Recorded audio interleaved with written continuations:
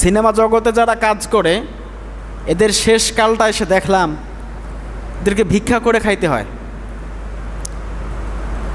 আমি বলছি না, আপনি ইতিহাস খুলে দেখেন, যারাই চলচ্চিত্র জগতে কাজ করেছে ম্যাক্সিমাম অভিনেতা অভিনেত্রীদের শেষ বয়সে করুণ দশা, করুণ। সেদিনে একটা চ্যানেলে দেখলাম একজন অভিনেত্রী সিনেমায় নায়িকা হিসেবে অভিনয় করেছে, ঢাকার মধ্যে দেখি ভিক্ষা করছে, ভিক্ষা, সিনেমার নায়িকা ভিক্ষা করছে, শেষ বয়স, কেউ আর পাশে নাই, কেউ তাদেরকে আর দেখে না, যায় বড় বড় নেতাদের কাছে যায়, মান্যগণ্য মানুষের কাছে যায়, দান করেন, কিছু টাকা দিয়ে বিদায় করে দেয়।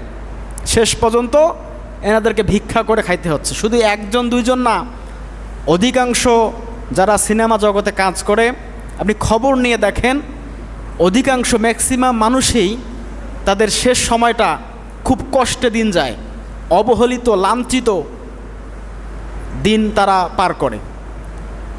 অনেকগুলো মানুষের নাম আমি বলতে পারবো, অতগুলো নাম বলতে চাচ্ছি না।